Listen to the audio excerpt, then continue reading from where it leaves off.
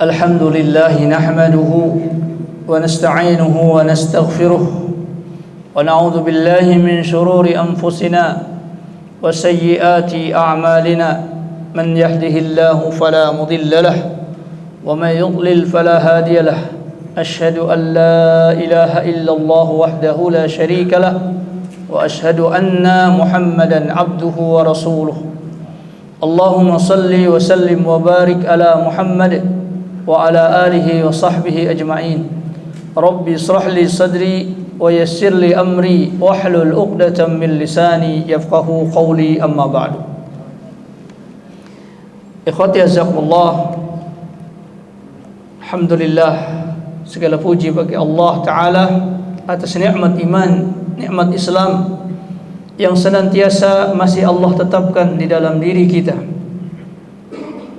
Salawat dan salam tercurahkan kepada uswah tauladan kita baginda Rasulullah sallallahu alaihi wasallam. Ikhwati azakumullah, di pekan yang kedua fi yaumis sabt, di hari Sabtu ini kita lanjutkan pembahasan kita di dalam kitab Sahih Fiqh Sunnah. Dan masih kita berbicara tentang masalah wudu. Dan hari ini kita akan membicarakan tentang rukun yang kedua, yaitu ghuslul yadaini ilal mirfaqaini. Ini rukun yang kedua, yaitu mencuci tangan sampai kedua sikut, ya, mencuci tangan sampai kedua sikut. Ikhwati azzakumullah, kata al-yad, tangan, ketika dimutlakkan maka maknanya adalah telapak tangan, ya, telapak tangan. Jadi kalau disebut di dalam Al-Quran yadun, maka al-aslu, asal pemahamannya adalah telapak tangan, ya, sebagaimana firman Allah Ta'ala, as-sariqu was-sariqatu faqta'u aydiyahuma jazaa'an bima kasaba nakalam minallah. Pencuri laki-laki dan atau pencuri perempuan, apabila keduanya mencuri maka potonglah tangannya. Apa yang dimaksud memotong tangan? Apakah dipotong dari bahu, dari sikut, atau dari telapak tangan? Maka berdasarkan sunnah, hadis tentang perilaku pemotongan tangan bagi pencuri, maka yang dipotong adalah telapak tangan. Itu makna tangan. Namun di sini Allah Subhanahu wa taala menjelaskan kepada kita di dalam masalah wudu, yaitu tangan yang dimaksud sampai kepada mirfaqain, yaitu kedua sikut, sampai ke sikut, ya. Maka Allah Subhanahu wa taala berfirman, ya ayyuhalladzina amanu idza qumtum ilas salati faghsilu wujuhakum wa aydiyakum ilal mirfaqaini. Wahai orang-orang yang beriman, apabila kalian hendak mendirikan salat, maka basuhlah wajah kalian, wa aydiyakum, dan tangan-tangan kalian, ilal mirfaqaini, sampai ilal marafiqi, sampai kepada sikut-sikut kalian.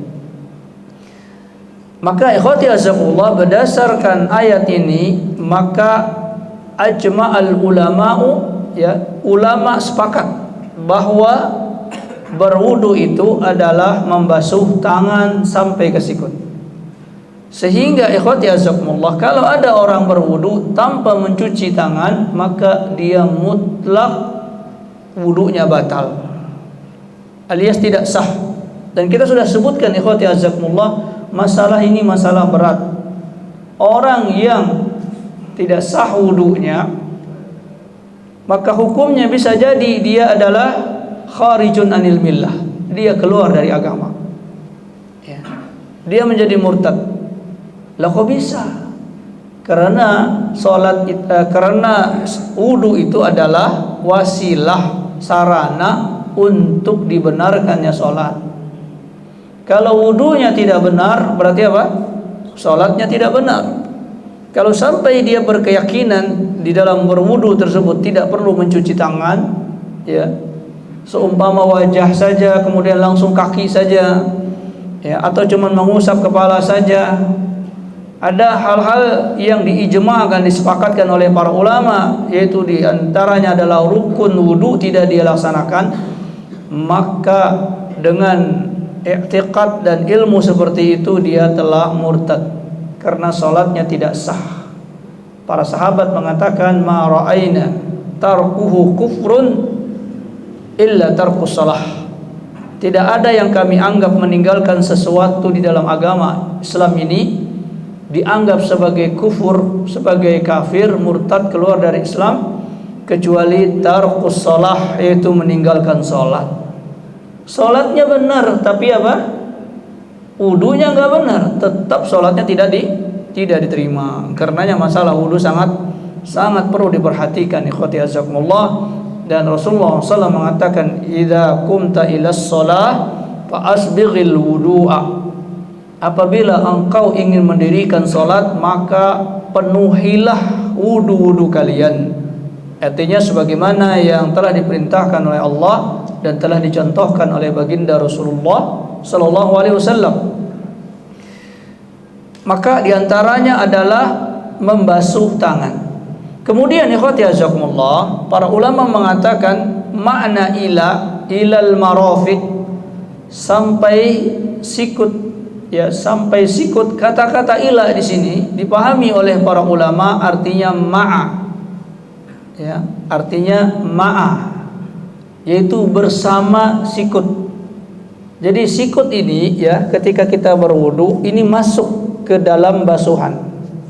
Jadi bukan hanya dari ujung kuku ini sampai ke sikut, tidak, tetapi ma'a al-marafiq, bersama, ya, bersama sikut. Sehingga kalau ada orang bajunya ketat, ya, begini, dia berwudu dan sikutnya tidak terbasuh, maka ini adalah dia tidak dianggap membasuh tangan, ya. Karena Al-Quran telah menetapkan ilal marafiq, sampai sikut-sikut kalian. Maka ketika kita berwudu ini dipastikan harus basah, ya, harus basah sikutnya ini. Termasuk bukan hanya batasan saja, tetapi ini harus basah sikut ini. Sikut ini yaitu adalah tulang sendi, ya, yang melipat, ya, antara bahu dengan telapak tangan. Sikut ini. Adakah dasar di dalam Al-Quran bahwa kata ila, ke, kalau bahasa kita itu ke, ya. Misalnya zahabtu ila suq, saya pergi ke pasar. Itu maknanya adalah saya pergi masuk ke pasar bersama di ubek-ubek pasar tersebut. Bukan hanya sampai di depan pasar balik lagi, tidak. Adakah dasar dari perkara tersebut? Maka kata para ulama, ini sepadan dengan firman Allah Ta'ala di dalam ayat yang lain, bahwa kata ila itu artinya bersama, sebagaimana firman Allah Ta'ala di dalam surah An-Nisa ayat kedua. Allah Ta'ala berfirman, wala ta'kulu amwalahum ila amwalikum. Jangan kalian wahai para wali yang memelihara anak yatim memakan amwalahum, harta anak yatim tersebut, ila amwalikum, ke harta kalian. Apa maksudnya?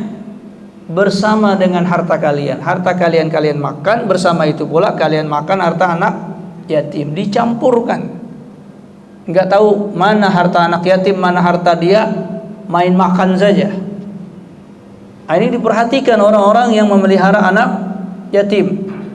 Mana harta anak yatim, mana harta sang wali yang memelihara anak yatim tersebut. Maka Allah katakan, wala ta'kulu amwalahum, jangan kalian memakan harta mereka, ila amwalikum, ke harta kalian. Maknanya adalah bersama dengan harta kalian.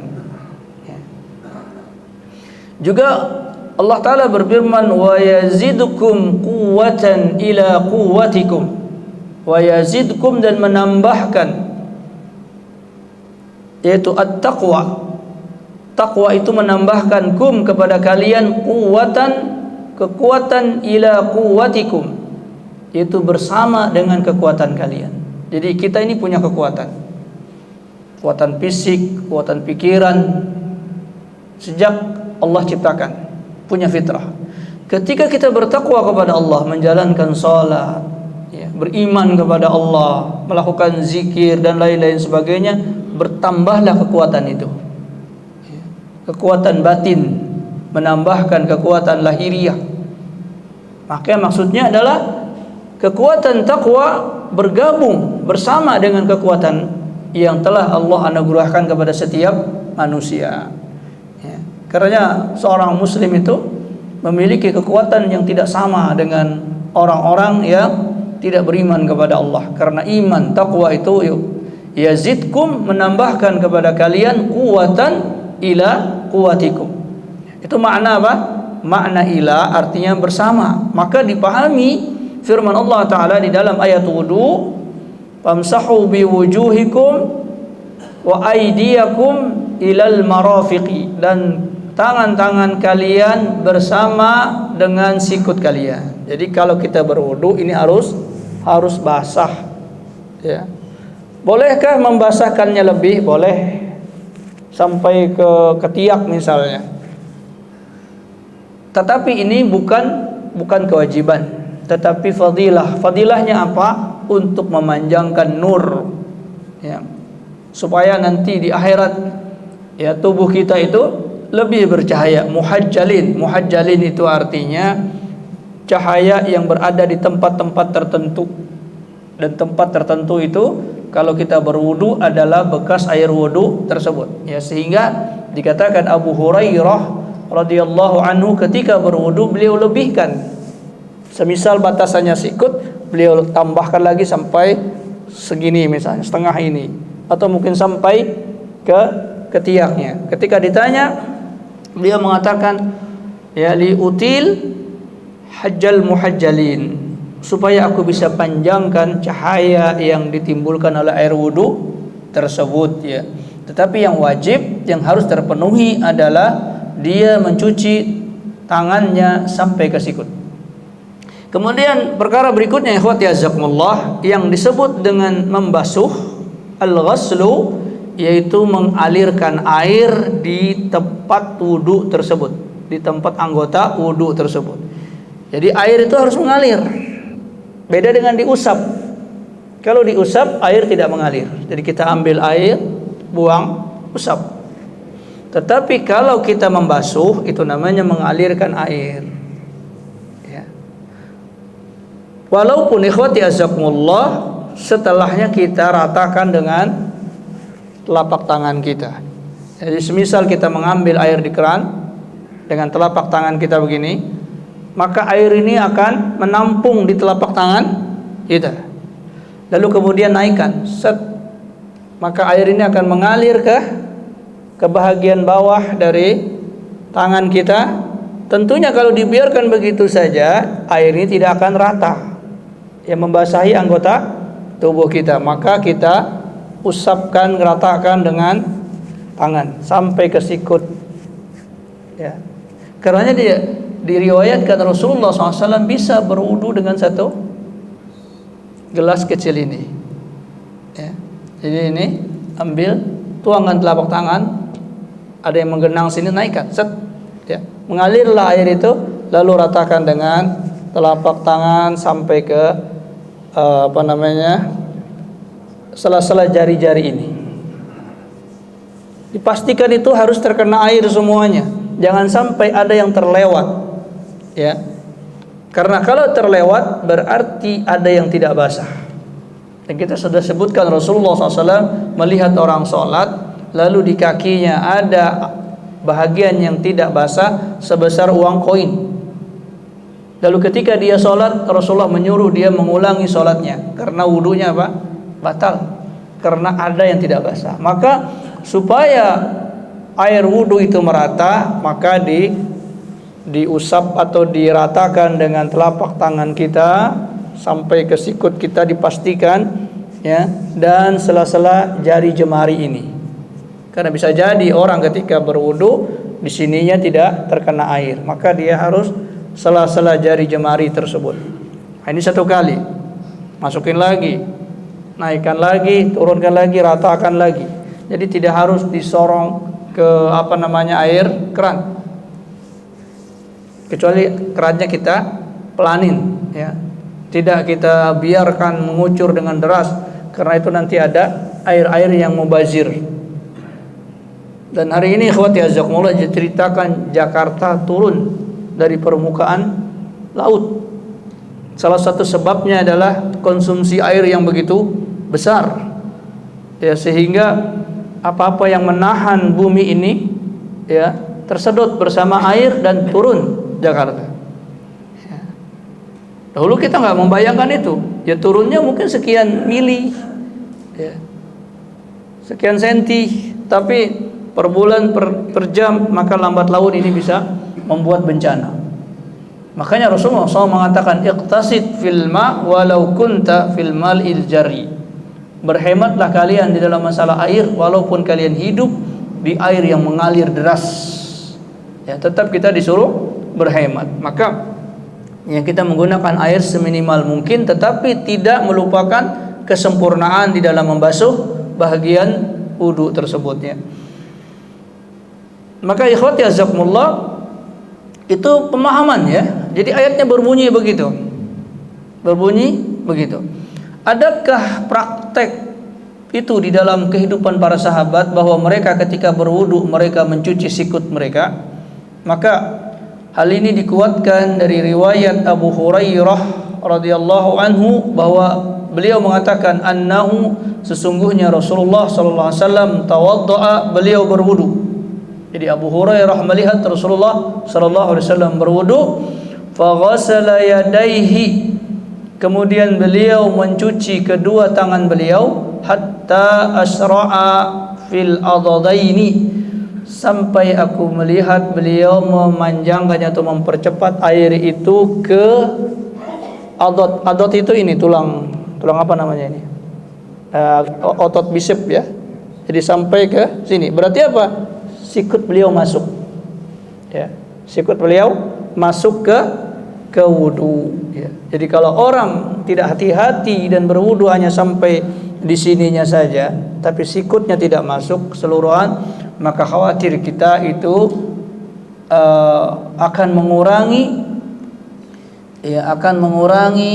hak dari wudu yang telah disyariatkan oleh Allah Subhanahu wa taala. Kemudian Abu Hurairah mengatakan, wa ghassala, dan Rasulullah SAW mencuci rijlaihi, kedua kaki beliau, hatta asra'a fi saqaini, sampai beliau memanjangkan cucian tersebut ke betis beliau. Jadi mata kaki masuk sampai ke betis, ya, tapi yang wajibnya adalah kedua mata kaki tersebut. Tsumma qala, kemudian beliau berkata, jadi yang wudu ini adalah Abu Hurairah, ya. Tapi kemudian Abu Hurairah mengatakan, hakadza, demikianlah, raaitu Rasulullah sallallahu alaihi wasallam yatawaddaa, begitulah aku melihat Rasulullah SAW berwudu, ya. Jadi beliau mengikutinya. Ini adalah rukun yang kedua, ya. Rukun yang kedua dari wudu adalah mencuci tangan sampai ke sikut. Dan ikhwati azakumullah, perlu kita perhatikan tentang taqdimul yumna alal yusra, mendahulukan tangan kanan dari tangan kiri. Dan yang dimaksud adalah ikmalul yadil umna thumma yadil usra, yaitu menyempurnakan pencucian tangan kanan. Jadi 3 kali itu benar-benar 3 kali selesai tangan kanan, baru memulai lagi dengan tangan kiri. Jangan seperti orang pencak silat berwudu. Ini sorong, kemudian sorong lagi, set, tidak, ya. Tapi benar-benar ini selesai semuanya, selesai tangan kanan, baru kemudian tangan kiri sebagaimana yang kita perbuat di tangan kanan. Walaupun taqdimul yumna 'alal yusra ini adalah sunnah, ya. Seandainya ada orang berwudu dia mendahulukan kiri, maka wallahu alam ini tidaklah membatalkan wudunya. Tetapi apabila dia lakukan itu dengan sengaja, maka bisa jadi dia terfitnah di dalam hidup ini, yaitu hilanglah kemuliaan Rasulullah di dalam hatinya, karena dia meremehkan di dalam tata cara tersebut, walaupun itu mungkin tidak wajib, ya. Tetapi kebiasaan Rasulullah sallallahu alaihi wasallam apabila kita ikuti, maka itu akan membuat kita lebih tertanam rasa cinta kepada Rasulullah sallallahu alaihi wasallam. Maka para ulama mengatakan anna ma la yatimul wajibu illa bihi fahuwa wajibun.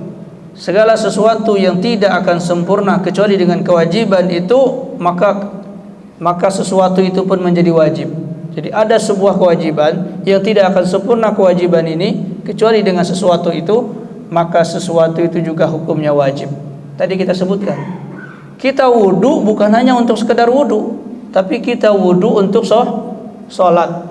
Dan sholat sebagaimana disebutkan adalah perkara wajib, maka berwudu dengan sempurna ini juga adalah wajib, karena tidak akan terjadi sholat kecuali dengan wudu yang sempurna tersebut. Maka kata para ulama, wala yatimmu ma'rifatu ghuslil yad kamilatan illa idza adara al-ma'u 'alal mirfaqaini. Maka tidak akan sempurna pencucian tangan kita itu kecuali sarananya adalah kita mengedarkan air itu sampai sikut kita terbasah.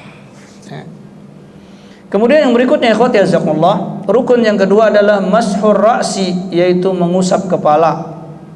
Mengusap kepala. Jadi bukan mengusap rambut, mengusap kepala. Sebagaimana firman Allah Ta'ala, wamsahu biru'usikum, dan usaplah oleh kalian biru'usikum, dengan kepala kalian.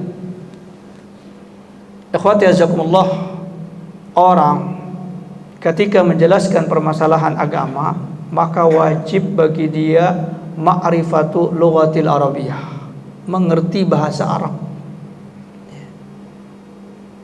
Jadi ketika kita menyampaikan permasalahan agama, maka wajib orang yang menyampaikan itu mengerti bahasa Arab. Kalau dia tidak mengerti bahasa Arab, maka dia akan banyak kekeliruan, karena al-lugha al-arabiyyah miftahun. Jadi bahasa Arab itu kunci di dalam memahami agama. Maka tidak akan mungkin bisa dijelaskan kecuali dengan bahasa Arab. Maka ketika para ulama menyebutkan wamsahu, ketika Allah Ta'ala berfirman wamsahu biru'usikum, ini menggunakan bahasa Arab, maka harus dipahami dengan bahasa Arab, karena Al-Quran turun, ya, dengan bahasa Arab al-mubin, bahasa Arab yang jelas, ya. Maka para ulama mengatakan, apa maksud wamsahu biru'usikum, dan usaplah oleh kalian dengan kepala kalian. Maka di situ ada huruf ba, ya, bi, dengan. Apa makna dengan di situ?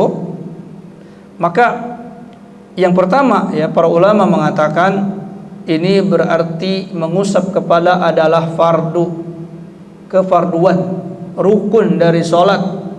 Apabila seseorang tidak mengusap kepalanya, maka wudunya tidak sah.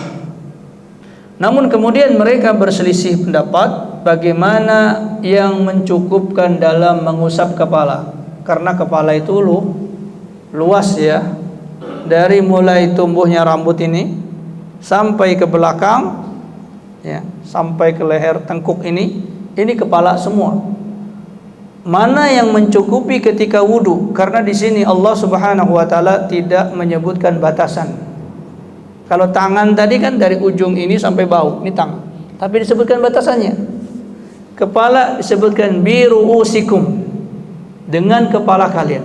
Apa maksudnya itu? Cukupkah sebagian? Cukupkah sepertiga? Cukupkah seperempat?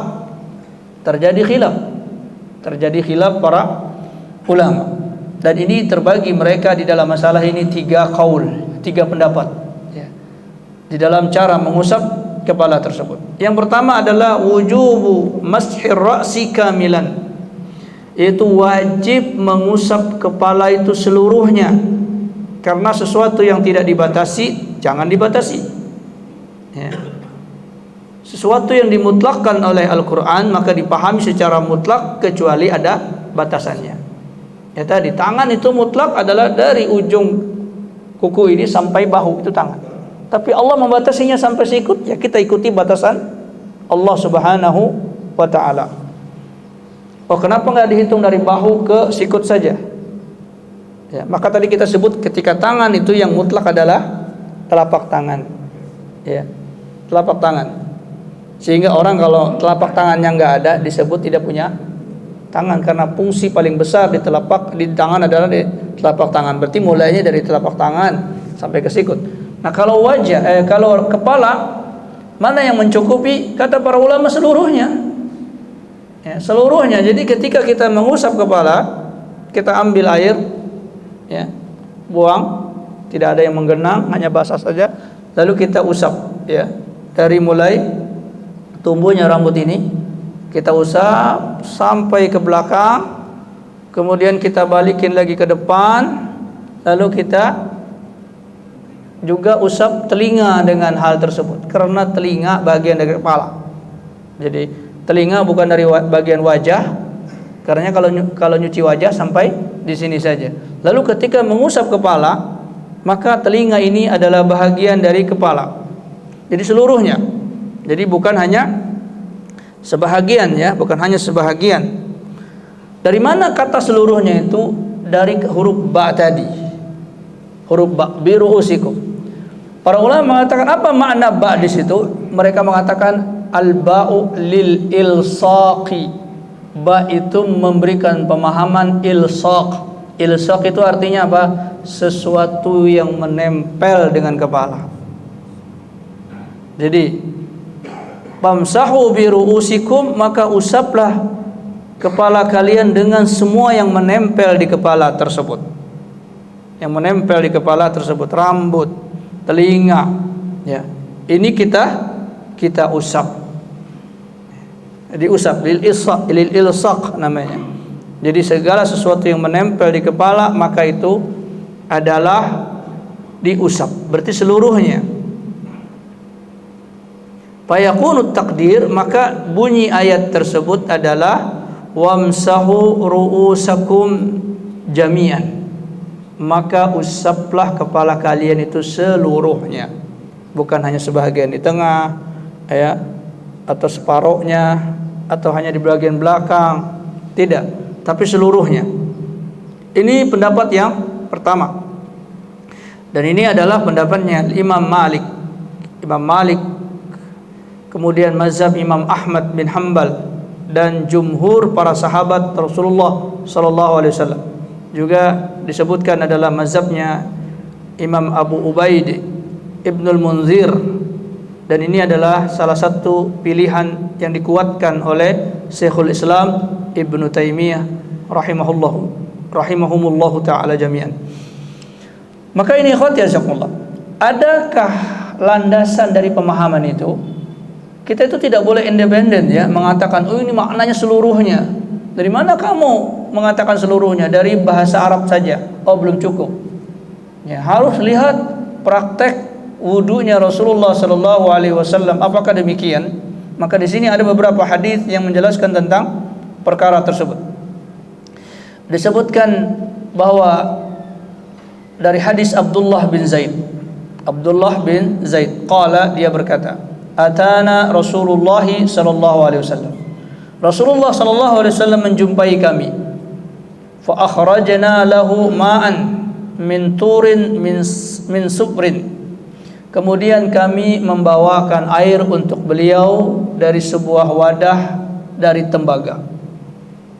Jadi kayak mangkok, kayak apa namanya? Baskom. Terbuat dari tembaga. Dibawakan kepada Rasulullah. Berarti Rasulullah cukup berwudu dengan apa? Satu mangkok wadah. Jadi nggak mungkin para sahabat membawa bak air yang banyak, ya, karena nggak kuat ngangkatnya. Maka dibawakan sebaskom air kepada Rasulullah sallallahu alaihi wasallam. Fatawadda'a, kemudian beliau berwudu. Faghassala wajhahu thalathan, beliau membasuh wajah beliau 3 kali. Jadi diambil tuh air, diusap dibasuh wajah beliau 3 kali. Kemudian wa yadaihi, dan kedua tangan beliau marrataini 2 kali. Tadi wajah 3 kali, tangan 2 kali. Ini menurut riwayat Abdullah bin Zaid. Jadi beliau mencuci tangan beliau dua kali, ilal mirfaqaini, sampai ya kedua sikut beliau. Kemudian apa? Wa masaha, dan beliau mengusap bi ra'sihi, dengan kepala beliau. Fa aqbala, beliau menjalankannya, ya, menjalankannya tadi ke belakang. Bihi wa adbara, dan membalikkannya lagi ke depan, ya. Wa adbara, beliau membalikkannya lagi ke depan. Berarti apa? Seluruh kepala beliau cuci, ya. Jadi aqbala wa adbara, ya. Jadi bukan hanya depannya begini saja. Wa ghassala rijlaihi, dan kemudian beliau mencuci kedua kaki beliau. Wa fi lafdhin, dan di dalam riwayat yang lain, wa masaha ra'sahu kullahu, dan beliau mengusap kepala beliau seluruhnya, ya. Ini khotiyazakumullah.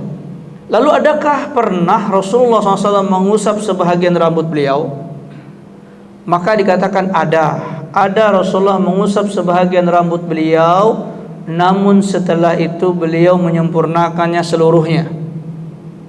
Ya, sebagaimana disebutkan dalam hadis Al-Mughirah bin Syu'bah. Al-Mughirah bin Syu'bah mengatakan anan Nabiya sallallahu alaihi wasallam, bahwa Nabi sallallahu alaihi wasallam tawaddaa, beliau berwudu. Famasaha ala khuffaihi, beliau mengusap kedua khuf beliau. Khuf itu sepatu laras, ya, yang menutupi mata kaki, ya, kayak sepatu bot. Kalau dulu terbuat dari kulit, ya, beliau mengusapnya, ya, sekali saja. Jadi ketika kita memakai sepatu, semisal orang naik gunung, lagi safar, ya, di tempat-tempat terbuka, dia sholat, dia tidak perlu mencopot sepatu. Jadi ketika dia berwudu, dia ambil air, ya, saya contohkan, dia ambil air, lalu dia usap bahagian atas sepatunya saja, straight, gini, selesai, 1 kali. Yang kanan juga ambil air, dia usap atas sepatunya, ya. Itu dilakukan oleh Rasulullah SAW. Beliau mengusap sepatu beliau. Kemudian wa muqaddima ra'sihi, dan beliau mengusap bahagian depan dari kepala beliau. Wa ala imamatihi, dan beliau mengusap surban beliau. Jadi di antara kebiasaan tradisi di Arab adalah mereka memakai penutup kepala, memakai surban, ya, karena mereka hidup di padang pasir. Itu kalau nggak ditutup kepalanya, ini kepala bisa penuh dengan debu, ya, terpaan angin di pasir tersebut ini menerbangkan itu ke kepala. Maka biasa mereka menutupi kepala mereka dengan surban. Karena sebagian para ulama mengatakan memakai surban itu adalah memakai pakaian adat. Jadi kalau kita di Indonesia memakai peci, itu sama dengan memakai surban, ya. Karenanya yang namanya peci ini, Pak, beda-beda, ya. Kalau yang model yang Bapak pakai itu kebiasaan orang Mesir, yang warnanya merah, atasnya putih, atau hijau, atasnya putih. Ini kebiasaan orang Mesir, peci mereka. Kalau kita hitam, songkok, ya. Kalau di Arab bisa putih begini, bisa ditambah surban. Kalau orang Yaman, surbannya lebih panjang lagi. Orang Sudan lebih tebal lagi, ininya. Itu keadaan alam. Maka Rasulullah orang Arab, ya, beliau memakai surban. Surban itu kalau diikat, dicopot lagi, ribet lagi, ribet lagi. Karenanya beliau memakai sorban di dalam perjalanan. Lalu beliau ketika berwudu bagaimana? Karena memakai sorban, lalu beliau berwudu, beliau mengusap muqaddim ra'sahu. Jadi beliau memasukkan tangan begini, mengusap bahagian depan saja dari rambut. Tapi apa yang terjadi? Setelah itu beliau mengusap di atas imamah beliau, sebagaimana mengusap di wudu. Di atas sorbannya beliau usap. Balik lagi. Ini menunjukkan apa? Tidak cukup hanya sekedar depan saja, ya. Depan saja kemudian ditinggalkan, tidak, tetapi diusap. Karena itu para ulama mengatakan itulah hukum ketika ada orang misalnya sakit tangannya, luka, ya, lalu dia perban tangannya itu. Maka cara wudunya bagaimana? Dia basuh bagian yang tidak ada perban. Ya, dia basuh, misalnya perban sampai di sini saja, setengah tangan misalnya, sini terbuka, maka yang ini dibasuh, yang dicuci dengan tangan, dengan air, lalu yang di atas perban ini diusap, ya, di atas. Begitu pula Rasulullah SAW ketika memakai imamah, maka beliau mengusap sebagian rambut beliau, lalu mengusap di atas sorban tersebut. Kalau seandainya cukupnya, kata para ulama, falau ajza'a masha muqaddim ar-ra'si, kalau hanya cukup sebahagian kepala, lamma masaha alal imamah, maka beliau tidak perlu mengusap di atas sorban. Ya. Dan ini khotiyazakumullah bisa dipraktekkan oleh para wanita apabila mereka berwudu di tempat-tempat umum, maka perempuan lebih perlu lagi untuk tidak melepas jilbab mereka. Jadi mereka berwudu, ya, maka mereka mengambil air dan mereka menyentuhkan rambut mereka, ya, mengusap sebagian rambut mereka di atas kepala ini depan, masukin tangannya ke balik jilbab, lalu di atas jilbabnya diusap, ya, sebagaimana hadis Mughirah bin Syu'bah. Ini pendapat yang pertama. Pendapat yang kedua, ikhwati jazakumullah, menyatakan bahwa cukup mengusap sebahagian kepala, ya, cukup mengusap sebahagian kepala, ya. Lalu mereka mengatakan dari mana itu? Dari huruf ba juga. Ba itu maknanya ba'at, sebahagian, ya. Wamsahu bi ru'usikum artinya usaplah sebahagian kepala kalian, ya. Karena apabila disebut kepala, kalau kita letakkan tangan kita di sini, kita membahasakan apa? Saya meletakkan tangan di kepala, padahal seluruh kepala enggak, di depan doang. Kalau misalnya saya taruh di atas kepala ini, apa bahasanya? Saya menaruh tangan saya di kepala. Saya menaruh tangan saya di sini misalnya, di kepala juga, ya. Maka mana saja dari bahagian kepala itu diusap, maka yajzi, mencukupi, ya.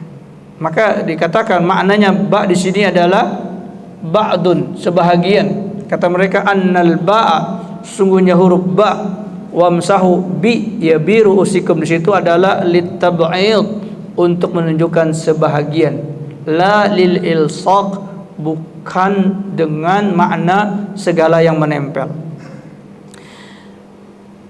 Dan mereka telah menyebutkan hadis Mughirah tadi, bahwa Rasulullah mengusap sebahagian rambut, ya, mengusap sebahagian muqaddim, artinya yang bagian depan saja, bagian atas tidak, bagian belakang tidak. Walaupun Rasulullah mengusap di atas sorban, tetapi Rasulullah ada mengusap di bahagian kepala saja. Maka ini khotiyazakullah adalah perkara khilafiyah di kalangan para ulama. Kemudian ada riwayat dari Imam Ahmad, ya, atau itu pendapat yang kedua, ya. Pendapat yang ketiga mengatakan adalah wajib mengusap seluruh rambut bagi laki-laki dan tidak bagi perempuan. Ini salah satu riwayat dari Imam Ahmad. Jadi pendapat yang ketiga, kalau laki-laki wajib seluruhnya, tapi kalau perempuan boleh di sebahagian kepala tersebut, ya, karena untuk permasalahan kepala bagi perempuan itu lebih rumit, ya, karena kepala mereka ini aurat, laki-laki tidak, Ya, sehingga di permasalahan perempuan dipermudah di dalam masalah berwudu, ya. Mereka tidak perlu mencopot jilbab mereka sehingga terlihat rambut mereka. Kalau laki-laki rambut bebas, kepala bebas, tidak ada tidak ada kewajiban untuk menutup kepala. Bahkan kalau orang ihram, sedang ihram, justru tidak boleh dia memakai penutup kepala, ya. Tapi perempuan tetap harus menutup kepala. Karena dikatakan kanat Aisyatu radhiyallahu anha tamsahu muqaddima ra'siha. Adalah Aisyah ketika berwudu biasa hanya mengusap depan kepalanya saja. Jadi bagian depan dari kepala beliau. Ya. Kemudian Ibnu Qudamah mengatakan setelah Imam Ahmad mengeluarkan hadis Aisyah radhiyallahu anha ini, beliau mengatakan wa Ahmadu min ahlil hadis. Imam Ahmad adalah ulama ahli hadis, artinya mengerti dengan hadis. Wala yastadillu bihadisati ainin illa idza thabatat indahu insyaallah. Dan beliau tidak akan mungkin berfatwa dengan sebuah fatwa tentang sebuah kejadian kecuali kalau riwayatnya itu benar di sisi beliau, ya, insyaallah. Ini pendapat yang ketiga. Namun ikhwati azakumullah, setelah kita melihat riwayat-riwayat tadi, maka fi'lu Rasulullah SAW, perbuatan Rasulullah SAW ketika berwudu, beliau diriwayatkan di semua jalurnya adalah mengusap seluruh kepala. Adapun riwayat Rasulullah mengucap sebagian rambut, ini karena darurah, kesulitan, itu karena adanya imamah. Dan itu pun tidak ditinggalkan oleh Rasulullah, yaitu beliau mengusap seluruh kepala beliau. Ya, maka ini menunjukkan bahwa mengusap asal dari wudu itu adalah mengusap seluruh kepala. Tapi yang sering kita dapatkan dari praktek wudu, kita mendapatkan yang paling banyak orang ketika berwudu adalah mengusap sebahagian kepala saja, ya. Padahal mengusap sebahagian kepala ini kalau ada darurat, ya, di antara daruratnya adalah di perjalanan, ya, mencopot sorban, memasangnya lagi itu adalah sesuatu yang sulit, ya. Maka mengusap sebahagian kepala itu kalau ada kerumitan saja. Maka ketika kita berwudu, yang kita utamakan adalah mengusap seluruh kepala sebagaimana praktek wudunya Rasulullah sallallahu alaihi wasallam. Lalu ikhwati azakumullah, bagaimana dengan kedua telinga ini? Kedua telinga ini.